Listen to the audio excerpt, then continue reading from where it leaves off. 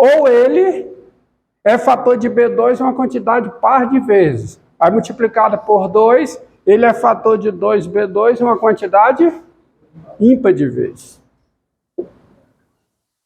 Ímpar de vezes. Aí veja, então deixa eu apagar isso aqui. Eu espero que todos tentem e concordem com isso que eu coloquei aqui. Alguém faz alguma objeção? Então, olha, se A é inteiro e B é inteiro diferente de zero, então 2 não é fator de A2, ou 2 é fator de A2 uma quantidade par de vezes. Ah, professor, mas se o A for zero, o 2 é fator de A2 quantas vezes eu quiser. Tudo bem, então vamos colocar. Então, o 2 não é fator de A2, ou o 2 é fator de A2 uma quantidade par de vezes, correto? Além disso, o 2 é fator de 2B2, uma quantidade ímpar de vezes. Então, quando eu olho esses dois números aqui, tá certo?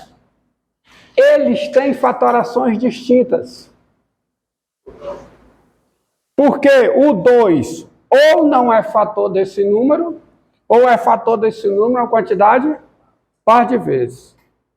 E o 2 sempre será fator desse número uma quantidade ímpar de vezes. Ou seja, quando eu fatoro esse, esses dois números têm fatorações distintas. Então, eles são diferentes. Pelo teorema fundamental da aritmética. Então, eu escrevo daí pelo TFA, que é esse teorema aqui, que é o teorema fundamental da aritmética, pelo TFA, o número A2 é diferente de 2B2. Eles têm fatorações diferentes. E se A2 é diferente de 2B2, A2 sobre 2B2, A2 sobre 2B2 não. A2 sobre B2 é diferente de 2. Ou seja,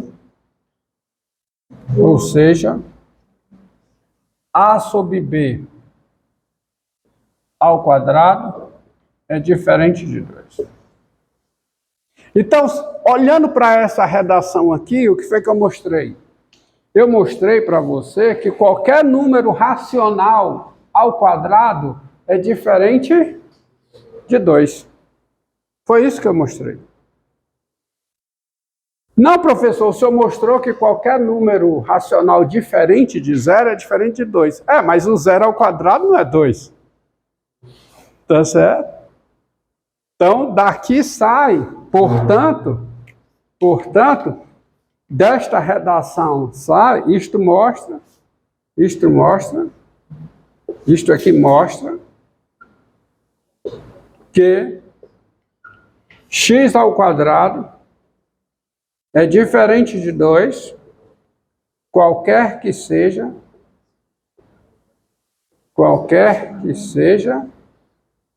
o x racional. Porque todo número racional é da forma A sobre B, onde A é inteiro e B é inteiro, diferente de 0. Tá?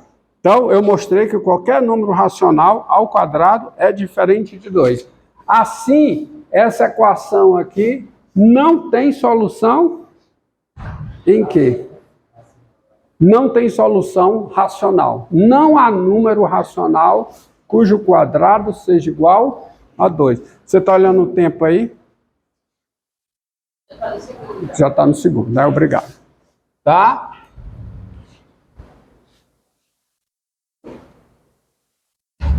Portanto, gravem esse resultado, que eu voltarei a ele mais à frente. Tá? Então, você veja o seguinte. Essa equação aqui, ó.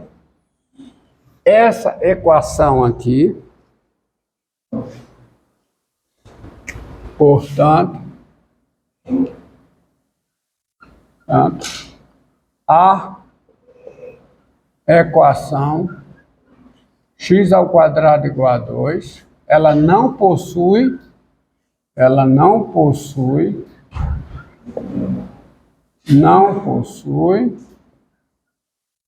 solução no conjunto dos números racionais. Não há. Olha, observe o seguinte, ó. Observe que essa demonstração aqui eu posso adaptar, tá? Para isso aqui, ó. X ao... Volta para cá, por favor. X ao quadrado igual a P com P primo. X ao quadrado igual a P com P primo. Essa é a equação. P primo. Demonstração é a mesma, porque eu posso substituir o 2 por P, ó. Então, P, eu botei 2 e 2, não foi? Então, P não é fator de A2, ou P é fator de A2 uma quantidade par de vezes. Além disso, P é fator de quê? De PB2, uma quantidade ímpar de vezes. Daí, pelo teorema fundamental de aritmética, isso aqui é diferente de PB2. Porque aqui o P não é fator, ou é fator uma quantidade par de vezes, e aqui o P é fator uma quantidade ímpar de vezes. Logo, isso aqui é diferente de quê? De P. Ou seja, isto mostra que x ao quadrado é diferente de P, qualquer que seja x racional. Então, qualquer equação da forma x ao quadrado igual a P, onde P é primo, não possui solução em quê? No conjunto dos números racionais.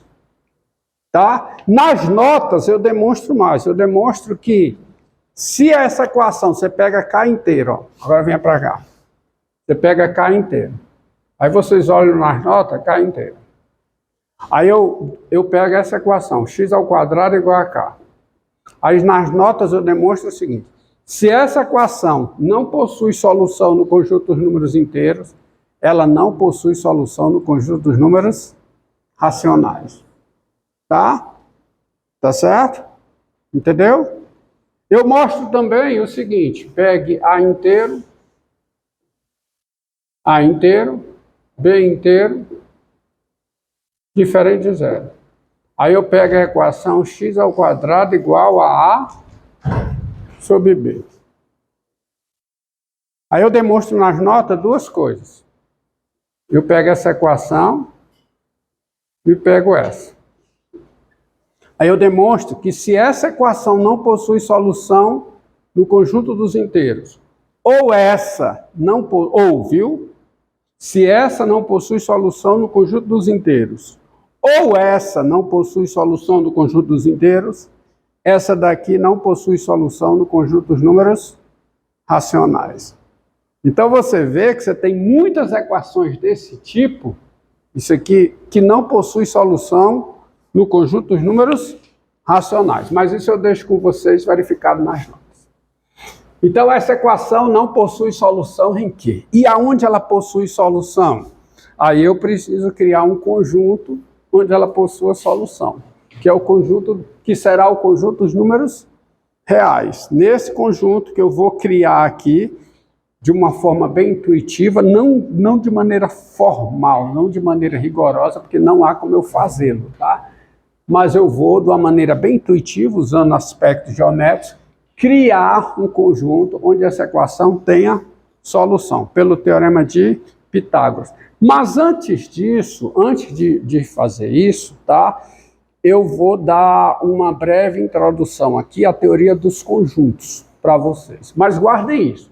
Essa equação aqui não tem solução no conjunto dos números racionais. Assim como x2 igual a 3, x2 igual a 5, x2 igual a 7, nenhuma dessas equações tem solução no conjunto dos números racionais. Então vamos a uma breve introdução à teoria dos conjuntos. Para isso, eu vou assumir que todo mundo aqui sabe o que é um conjunto. Conjunto é uma coleção de objetos, tá? Maneiro. Elemento é aquilo que está no conjunto, tá certo? Então, em toda a teoria do conjunto, você tem dois conceitos, assim, bem primitivos. O conceito de conjunto e o conceito de elemento, tá? Tendo os elementos, você conhecendo os elementos desse conjunto, você diz se um dado elemento pertence ou não a esse conjunto. Então, tendo X no certo contexto a natureza de elemento, tá certo? E sendo C com a natureza de um conjunto,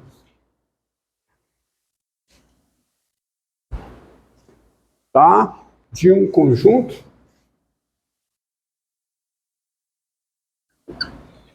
há duas possibilidades. X é elemento desse conjunto ou X não é elemento desse conjunto.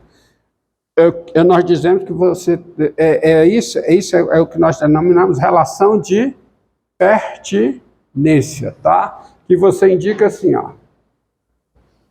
Isso aqui quer dizer o quê? X pertence a C, tá? Isso aqui quer dizer X pertence a quem? A C. Ou você ainda escreve assim, C contém X. Tá? É aceitável dizer também, se X tem natureza de elemento e C conjunto, mas não diga jamais que X está contido em C. Isso não é permitido. Embora isso seja permitido, da teoria dos conjuntos, seja permitido se expressar dessa forma, não é permitido escrever X está contido em C. É X pertence a C, ou C contém X. E eu posso escrever assim, ou posso escrever assim, ó. Tá? Elemento. Mas a outra possibilidade, né? Ou X não é elemento de C. Como é que eu me expresso? Dizendo que X não é elemento de C. Assim, dessa maneira. Dessa maneira ou dessa. Tá certo? Hã? Hã? Porque não é aceitável, porque não pode. É a regra, tá? Então, X aqui não pertence a C. Tá? X não pertence a C. Ou então C não contém tem X. Tá? Então, essa é a maneira de se expressar. Há duas formas de eu representar um conjunto. A forma tabular ou forma por construção. Tá? Duas maneiras de eu representar um conjunto. Uma maneira é a forma tabular, onde eu listo todos os elementos. E eu chego aqui.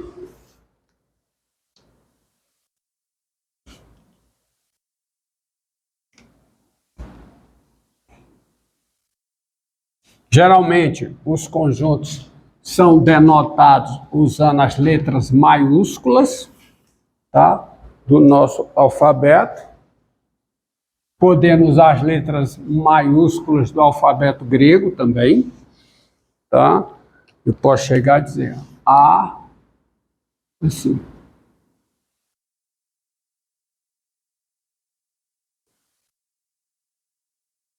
Ó, A é formado por números 0, 2, 4, 6, 8. Ou então, eu chegar e dizer, ômega é esse conjunto aqui. Aqui eu estou definindo o conjunto, estou dizendo, eu posso até usar isso aqui. Isso aqui é por definição. A é esse conjunto, não é por uma propriedade. Cheguei e defini, A é esse conjunto. Ou então, esse aqui, ômega igual a esse aqui. Conjunto 0, 3, 6, 9, 12, 15. E aí, duas coisas. Reticências, fica subentendido que o conjunto é infinito, tá? E é claro, você tem uma lei de formação aqui. O próximo elemento depois do 15 é quem? 18. Tá certo? 18. Diga. Mas eu posso incluir que o elemento do conjunto é 18 mesmo, sem eu dizer explicitamente a lei de formação dele? A forma tabular, na forma tabular, é permitido isso aqui para representar conjuntos infinitos, desde que fique subentendida a formação do conjunto, a geração dos seus elementos, tá? Para evitar problema, é que existe uma outra forma, que é a forma por construção. Mas isso é a forma tabular, tá? Isso é a chamada forma tabular. Mas há uma outra maneira que é a forma por construção. Diga. Hã? Como é? Porque o mundo está contando ali os homens. Por que um? Porque, por definição, o meu conjunto é esse. O conjunto começa do 0, aí pula por 3, aí pula por 6, pula por 9, pula por 12, pula por 15. E aqui há duas coisas a você observar. A reticência é que o conjunto é infinito. Ele tem uma quantidade infinita de elementos, ele não é finito. Não existe a sua quantidade, que a sua quantidade é um número natural. Os números naturais aparecem para isso, né? Entre outras coisas, para contar os elementos de um conjunto. Então, o conjunto é infinito. E essa forma de representar infinitos só é possível porque, desde que esteja implícito aqui, a geração dos elementos do conjunto. Tá? Diga. Então, existe uma lei de formação que forma esse conjunto. Qual é a lei de formação? Quem são aqui? Tá de quê? 3 em 3. Tá certo? Tem 3 em 3. Já dado em sequência. Está implícito. Mas para evitar problema, tá? Para evitar problema, como a dupla, aqui não dá margem à dupla interpretação. Mas, para ficar bem mais claro ainda, tá? Há uma outra forma, que é a forma por construção. Mas a forma por construção, ela pressupõe a existência de um conjunto U, tá certo? Então, sejam um conjunto não vazio. Tem um conjunto vazio. Vazio é que não tem elemento, né? Seja um conjunto não vazio. Não vazio. Quer dizer, que tem elementos. Não vazio quer dizer o quê, hein? Que tem elementos, tá? Qual é a representação do conjunto vazio? Qual é? Você já sabe, né? Então, sejam um conjunto não vazio, sejam um conjunto não vazio U e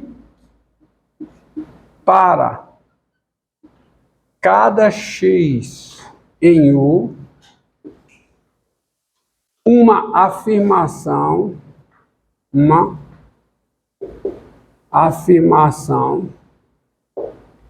P índice X, tá? Uma afirmação P índice X com dois valores lógicos excludentes. Tá certo? Com dois valores. Uma afirmação P de X,